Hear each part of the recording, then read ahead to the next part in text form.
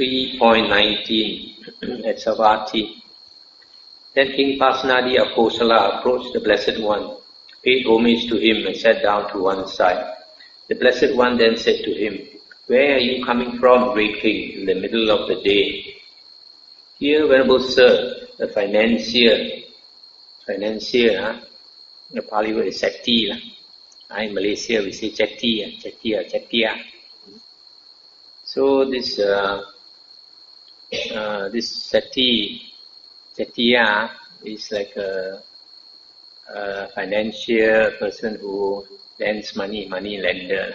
They are the rich people. So the king said, "Here, Venerable Sir, the financier householder in Savatthi has died. I have come after conveying his heirless fortune to the palace as he died intestate.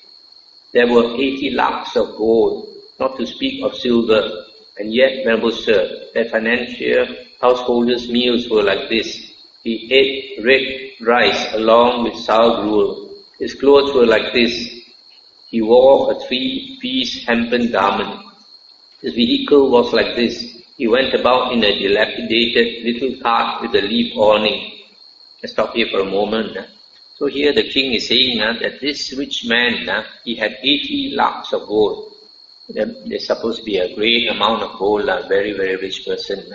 And because he died without an heir, he had no children. So the king confiscated all his money. But the king was surprised because the king said he lived like a poor man. He ate his meals, sour gruel, that means left overnight one. Food left overnight he will eat. And then his clothes, he wore this hempen garment, coarse cloth. He only got 3 pieces of clothing, got no more. And his horse carriage was a dilapidated little cart with a leaf awning. So his lifestyle was like a miserable, poor person. But in fact, he was such a stingy person. He hoarded his money, had so much money, never used to enjoy it himself or to give it to other people to enjoy. So the Buddha said, "So it is, great king, so it is, great king. When an inferior man gains abundant wealth, he does not make himself happy and pleased, nor does he make his mother and father happy and pleased, nor his wife and children, nor his slaves, workers and servants, nor his friends and colleagues, nor does he establish an offering for ascetics and Brahmins, one leading upwards of heavenly fruit, resulting in happiness conducive to heaven. Because his wealth is not being used properly, kings take it away, or thieves take it away, or fire burns it, or water carries it away, or unloved heirs take it. Such being the case, great king, that wealth not being used properly goes to waste, not to utilization. Suppose, great king, in a place uninhabited by human beings, there was a lotus pond with clear, cool, sweet, clean water, with good thoughts, delightful, but no people would take that water, or drink it, or bathe in it, or use it for any purpose. In such a case, great king, that water, not being used properly, would go to waste, not to utilization. So too, great king, when an inferior man gains abundant wealth, that wealth, not being used properly, goes to waste, not to utilization. But great king, when a superior man gains abundant wealth, he makes himself happy and pleased. He makes his mother and father happy and pleased, his wife and children, and his slaves, workers and servants, and his friends and colleagues, and he establishes an offering for ascetics and Brahmins, one leading upwards of heavenly fruit, resulting in happiness conducive to heaven. Because his wealth is used properly, kings do not take it away, thieves do not take it away, fire does not burn it, water does not carry it away, and unloved heirs do not take it. Such being the case, great king, that wealth, being used properly, goes to utilization, not to waste. Suppose, great king, not far from a village or a town, there was a lotus pond with clear, cool, sweet, clean water, with good thoughts, delightful, and people would take that water, and drink it and bathe in it and use it for their purposes. In such a case, great king, that water being used properly would go to utilization, not to waste. So too, great king, when a superior man gains abundant wealth, that wealth being used properly goes to utilization, not to waste. As cool water in a desolate place evaporates without being drunk, so when a scoundrel acquires wealth, he neither enjoys himself nor gives. But when a wise man obtains wealth, he enjoys himself and does his duty. Having supported his kin free from blame, that noble man goes to a heavenly state. This is the end of this sutta. So here the Buddha is talking about a wise man and a fool. A fool, when he becomes rich, he doesn't know how to make use of the money in a proper way. So it doesn't benefit him at all. But a wise person knows how to make use of his wealth properly, enjoys it himself, make others enjoy it, and then because of doing charity, he goes to heaven to enjoy again in the future. The next sutta is connected to this one, 3.20. And the Buddha said, "So it is, great king, so it is, great king. Once in the past, great king, that financial householder provided a Pacheka Buddha named Tagarasiki with alms food. Having said, 'Give alms to the ascetic,' he rose from his seat and departed. But after giving, he later felt regret and thought, 'It would have been better if the slaves or workers had eaten that alms food.' Moreover, he murdered his brother's only son for the sake of his fortune. Because that financial householder provided the Pacheka Buddha Tagarasiki with alms food, as a result of that karma, he was reborn 7 times in a good destination in the heavenly world. As a residual result of that same karma, he obtained the position of financier 7 times in this same city of Savatthi. But because that financial householder later felt regret about giving, as a result of that karma, his mind did not incline to the enjoyment of excellent food, excellent clothing, and excellent vehicles, nor to the enjoyment of excellent items among the 5 causes of sensual pleasure. And because that financial householder murdered his brother's only son for the sake of his fortune, as a result of that karma, he was tormented in hell for many years, for many hundreds of years, for many thousands of years, for many hundreds of thousands of years. As a residual result of that same karma, he has furnished the royal treasury with his 7 heirless fortune. The old merit of that financial householder has been utterly exhausted, and he had not accumulated any fresh merit.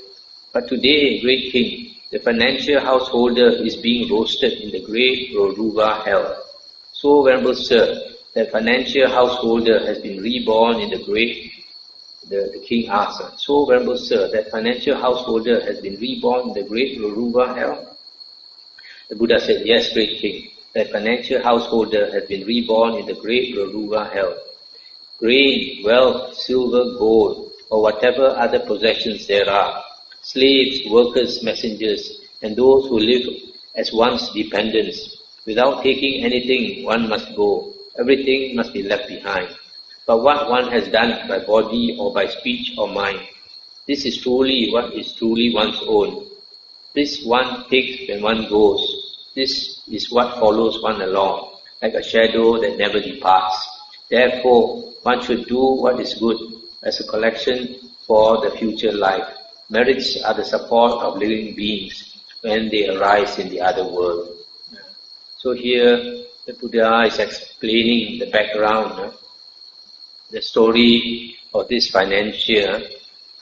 In the past, he gave the permission to give food to the ascetic, but because later he regretted, he did not feel happy about it. So when the karma ripened and the wealth came to him, he did not know how to be happy, to enjoy it. So the Buddha says, it is best that if a person intends to do charity, do dana, offerings, before doing it, he should be happy. While he's doing it also, he should be happy. And after doing it also, he should be very happy. So in that case, if you are very happy with doing the dana, next time when the karma ripens, you'll be very happy, enjoying it, instead of being a stingy old fool. So this person, as a result of giving to that Pacheka Buddha, was born 7 times in the heavens. But probably as a result of killing the nephew to get the fortune, he went to hell first for a long time. And then after that he came back. He went to heaven 7 times, and after that he was reborn in Savatthi as the richest man for 7 lifetimes. But each lifetime also, he was a stingy old man, never enjoyed his wealth or help others, make others enjoy his wealth. And because of killing the nephew, each time he came back as a human being, he did not have any son. He's childless. So there are some people, because of karma, they cannot have children. So, but because he did not know how to create new merit by charity or sila and all that, now after he passed away, he went to the great hell to suffer for a very, very long time. A lot of people don't understand human beings. If you lead a very ordinary life as a human being, without doing evil, you will, after death, you will most likely be reborn as a ghost. A lot of people don't understand why. The reason is because in the 5 destinations of rebirth, 2 are happy destinations and 3 are woeful destinations. The happy destinations are heaven and human being. The woeful destinations are ghost, animal and hell realm. So because we are born as human beings, we have the good karma to enjoy life. So as we live every day as a human being, we are using up our blessings. So it's very important to replenish our blessings. But a lot of people don't know the Dhamma, so they don't do that. So they just keep on enjoying their life.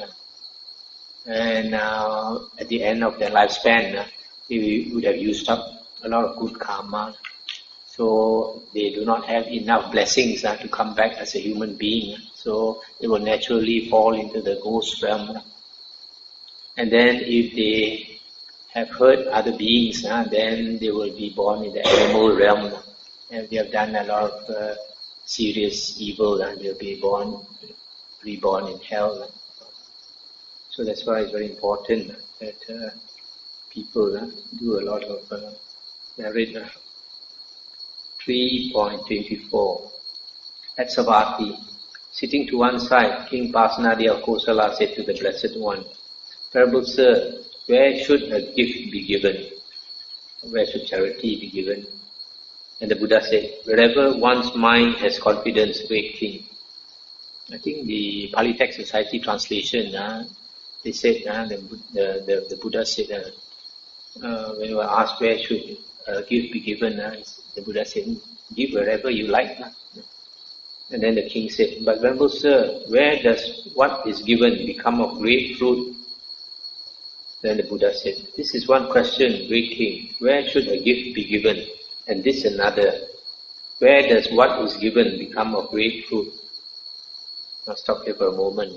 So the Buddha is saying the first question and the second question are two different things. They're not connected. But actually the king meant, where should a gift be given? Is where should I give so that I can get a lot of merit? Then the Buddha said, "What is given to one who is virtuous, great king, is of great fruit. Not so what is given to an immoral person. Now then, great king, I will question you about this same point. Answer as you see fit.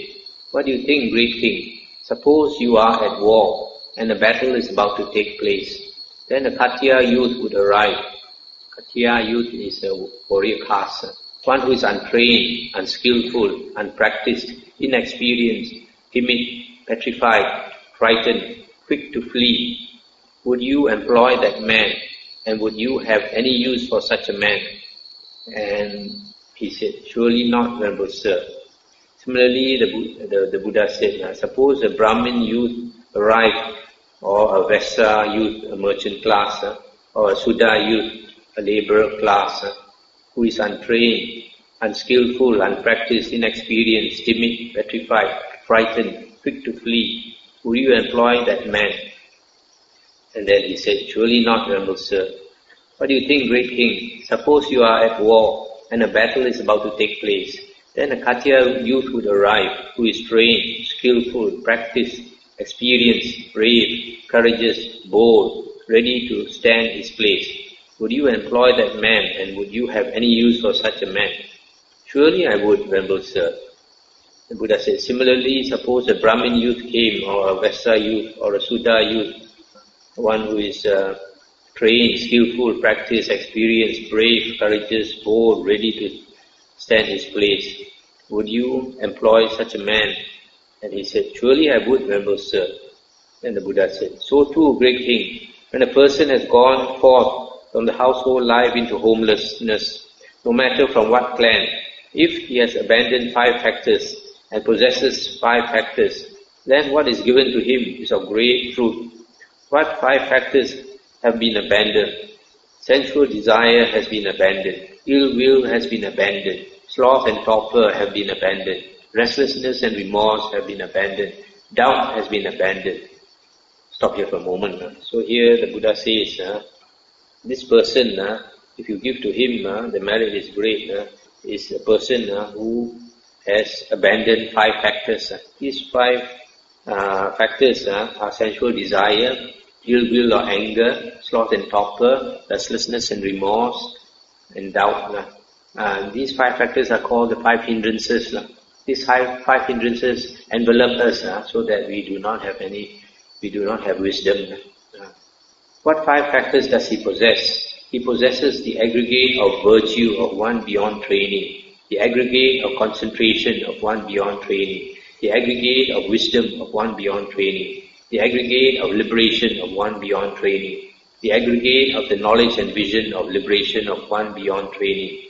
He possesses these 5 factors. Thus, what is given to one who has abandoned 5 factors and who possesses 5 factors are of great fruit. As a king intent on waging war would employ a youth skilled with the bow, one endowed with strength and vigor, but not the coward on account of his birth. So even though he be of low birth, one should honor the person of noble conduct, the sagely man in whom are established the virtues of patience and gentleness. One should build delightful hermitages and invite the learned to dwell in them. One should build water tanks in the forest and causeways over rough terrain. With a confident heart, one should give to those of upright character. Give food and drink and things to eat, clothing to wear and beds and seats. As for the rain cloud, thundering, wreathed in lightning, with 100 crests, pours down its rain upon the earth, flooding both the plain and valley. So the wise man, faithful, learned, having had a meal prepared, satisfies with food and drink, the mendicants or monks who live on alms.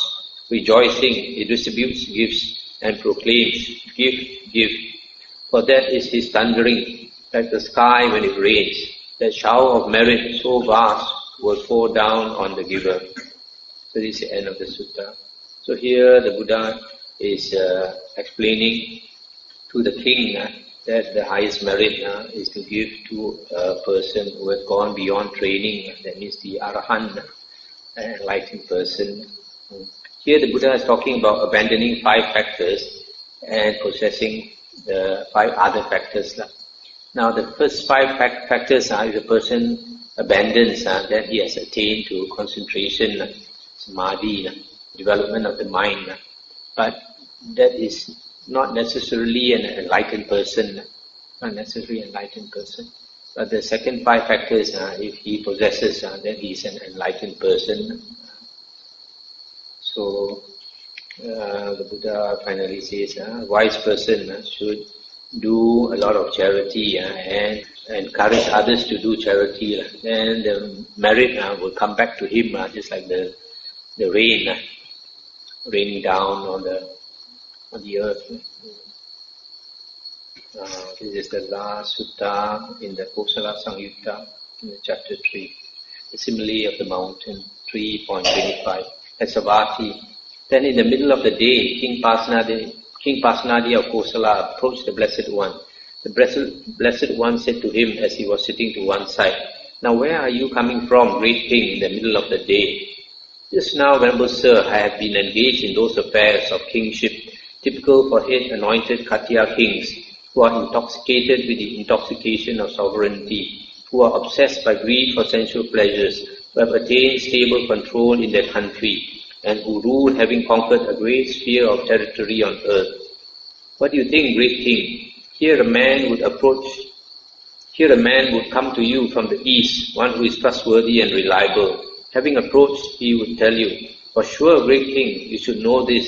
I am coming from the east, and there I saw a great mountain, high as the clouds, coming this way, crushing all living beings.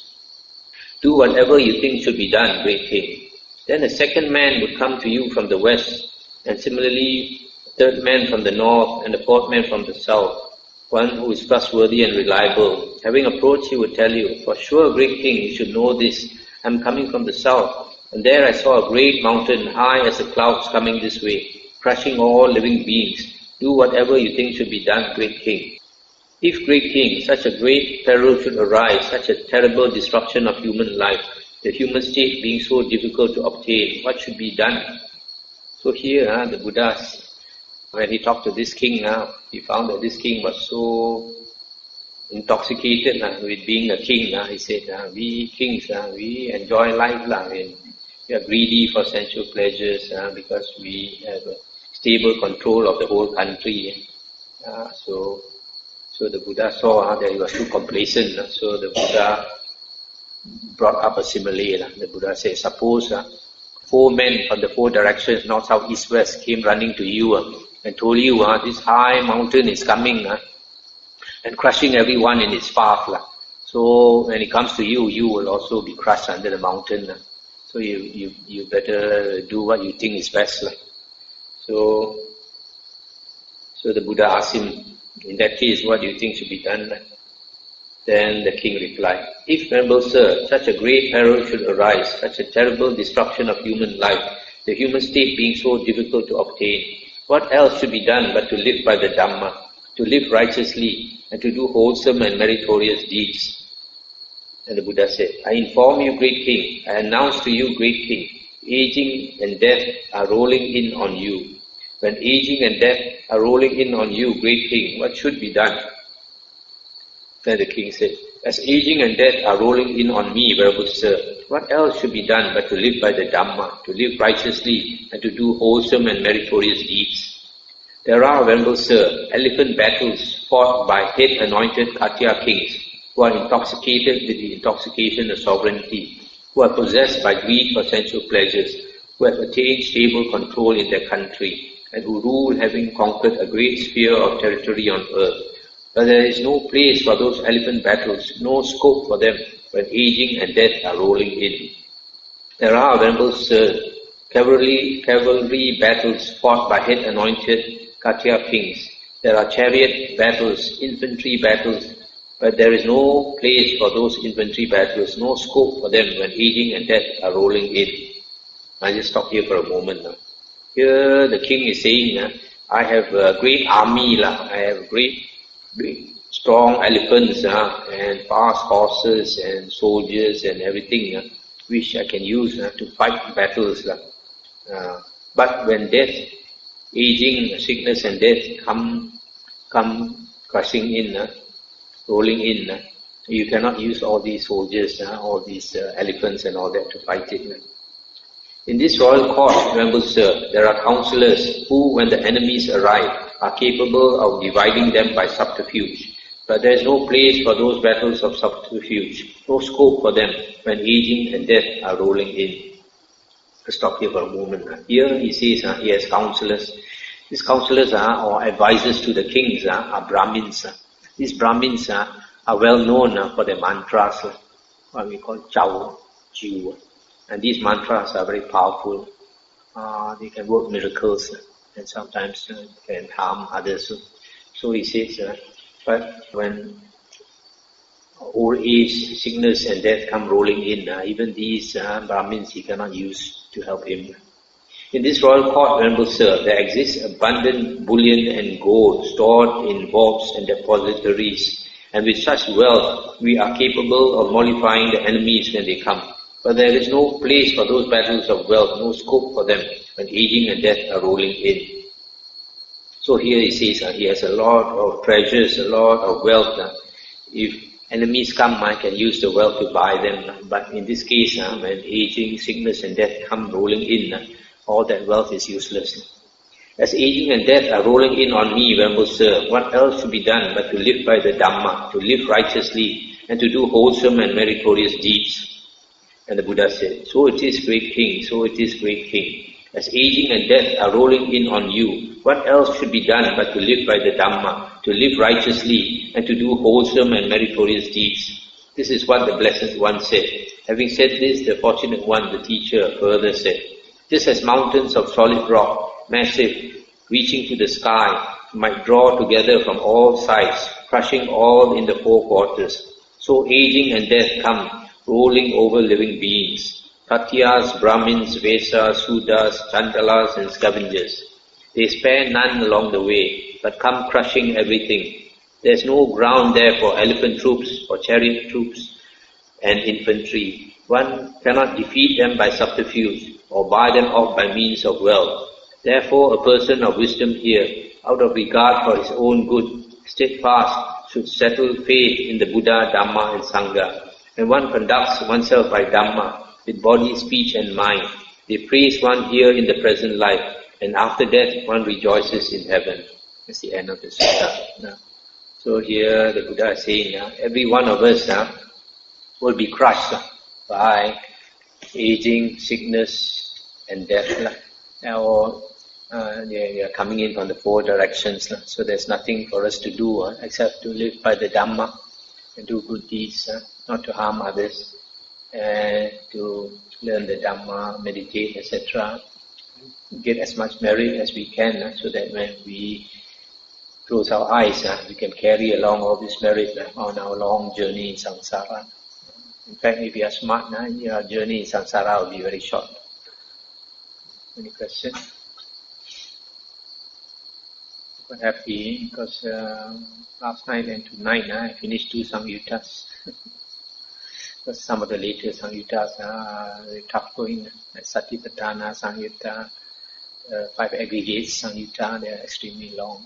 I think many nights. Every Samyutta I hope to cover.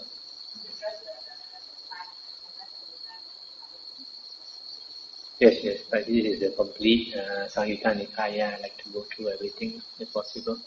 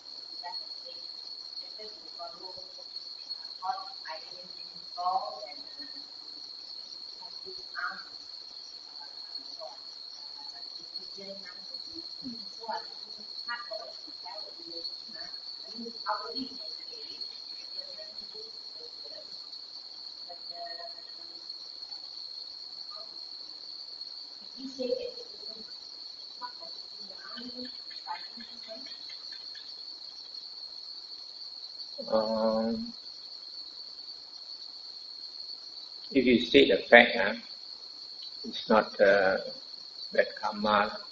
What is important is the intention.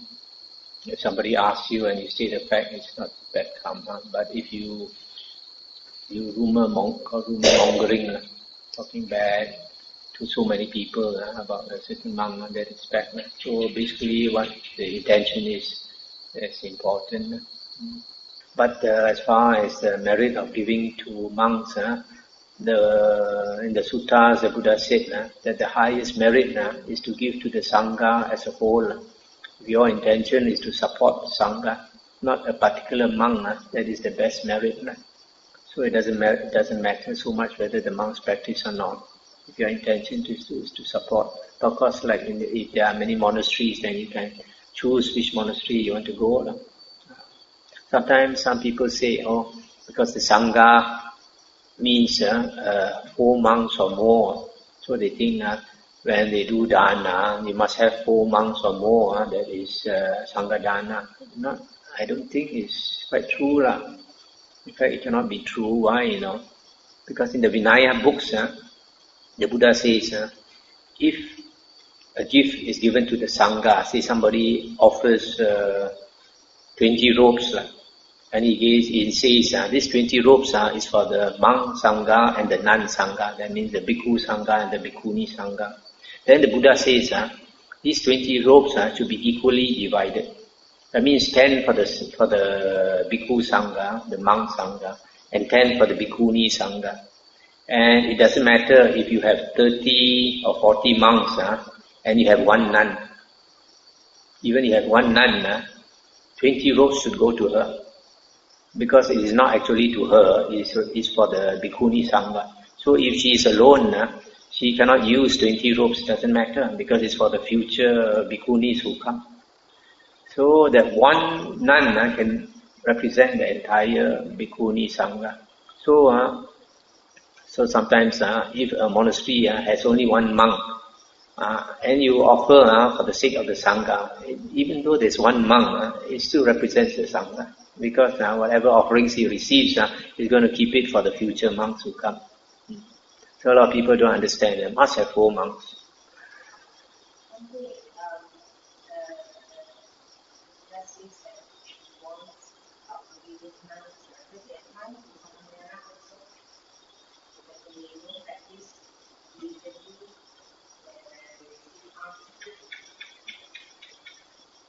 Yes, it applies because they're married. But then, as I mentioned, the important thing is don't worry about that, whether the monk is virtuous or not. Just give for the sake of the Sangha. There are some people I've come across who are so greedy for merit that they only go after famous monks.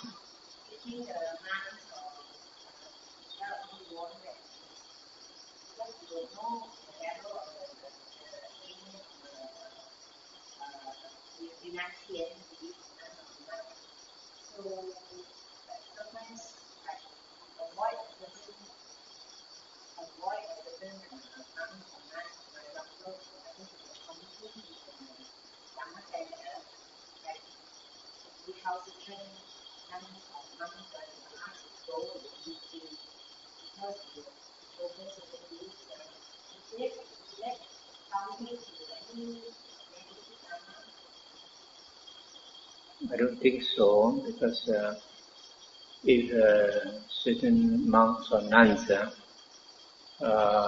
not good, then if you associate with them, either you will, you get turned off, and you might do something which is unwholesome. So it's best if we can to avoid them.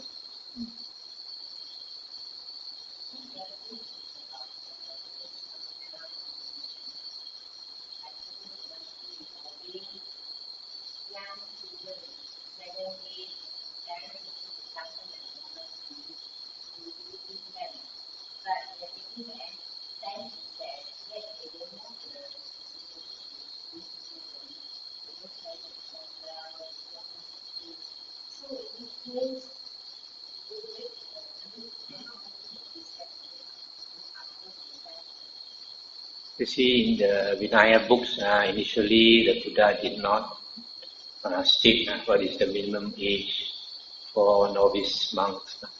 So there was a time when very young boys came to the monastery. So in the middle of the night, because there was no dinner, they started crying because they were hungry. So after that, the Buddha said they should be at least 15 years old before they are allowed to become novice. Otherwise, they cannot stand the hardship of a monk's life. So generally, the standard is at least 15 years old. But there are always exceptions, because in the Therigata, sometimes you find certain boys like the Buddha could see that this person, even this young boy, 7 years old, but he is destined for enlightenment. So it's mentioned in the Theravada that such boys, their hair is shaved in the morning, and they are given the robe to wear. By the evening, they already became enlightened. These are super breed of humans.